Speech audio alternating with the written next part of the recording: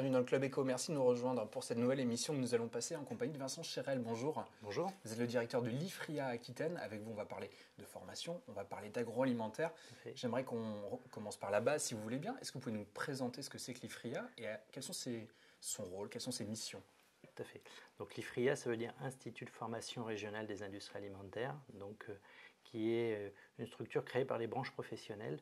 Le premier IFRIA est né en Rhône-Alpes et nous sommes le dernier né puisque nous avons démarré en 2004 notre mission qui a vocation à développer la formation en alternance dans l'industrie alimentaire et assurer aussi un travail de promotion des métiers. Alors, quel type de profil retenez-vous pour ces formations? Alors aujourd'hui, on forme du public du niveau bac au bac plus 5 dans le cadre de formation en alternance.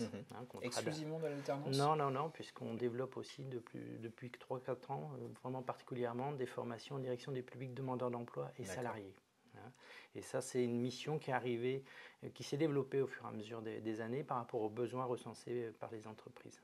L'apprentissage, on va dire, c'est la formation structurante de la filière avec une orientation sur les métiers de la production, les métiers de la maintenance, la logistique, le commerce, et qui sont les grandes fonctions de notre domaine.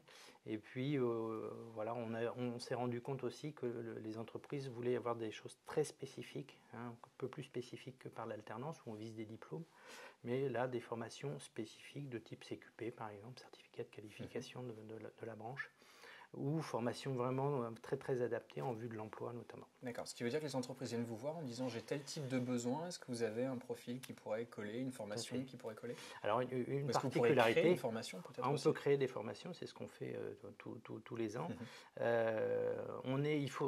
Les bases de notre structure, c'est une association gérée par les industriels.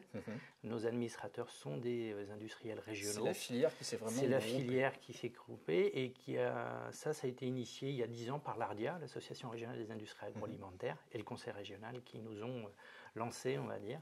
Et cette structure, donc composée d'industriels, est garant, je dirais, de l'opportunité des formations qu'on met en place. Voilà, il est clair qu'on ne va pas se mettre à développer des formations qui ne correspondent pas aux besoins de la filière. Alors, avec qui les montez-vous ces formations? Est-ce que vous avez des partenaires? Alors, on a une particularité d'être ce qu'on appelle un CFA sans mur. C'est-à-dire qu'on a une structure administrative à Talence, mais des sites sur toute l'Aquitaine.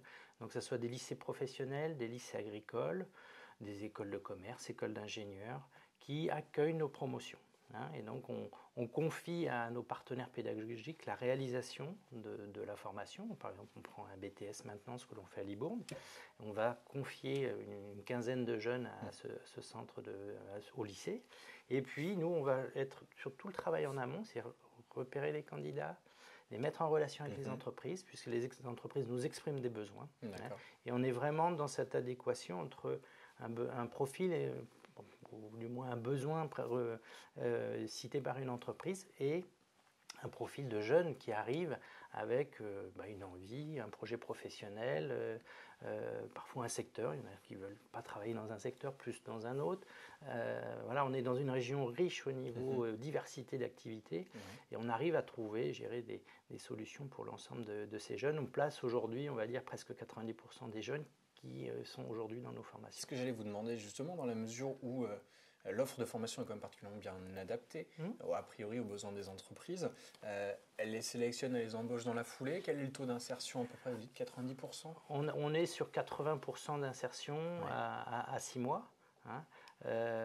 Et donc, ce qu'il faut voir, c'est que sur un recrutement, ou du moins une décision de recrutement, il y a deux individus. Il y a le jeune, et le jeune, parfois, lui, a envie de finir son projet professionnel vers des études supérieures, ou de se dire, j'ai fait ma première expérience dans cette entreprise, je vais aller voir dans une autre. Et puis après, on a un employeur, un industriel qui est décisionnaire et qui, lui, va recruter son apprenti aussi au regard de son parcours. Il n'y a pas que l'obtention de diplôme, il y a plein d'éléments qui font qu'à un moment, j'ai l'opportunité dans mon entreprise de l'embaucher, ou j'ai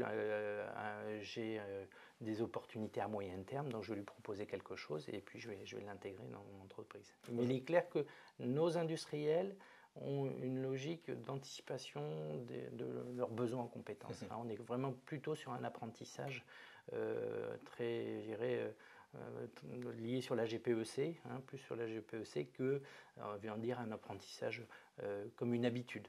Voilà, c'est notre particularité. 10 ans après la création, puisque c'est ça, 2004-2014, quel bilan peut-on en tirer? Beaucoup de choses se sont passées. Il y a 10 ans, j'étais tout seul dans mon bureau. Aujourd'hui, on est 7. Donc ça, c'est un premier bilan positif parce qu'on a su développer des services aux entreprises. C'est près de 900 jeunes qui ont été formés en alternance. Et aujourd'hui, c'est à peu près entre 230 et 250 salariés et demandeurs d'emploi qui vont aussi sur nos actions de formation continue.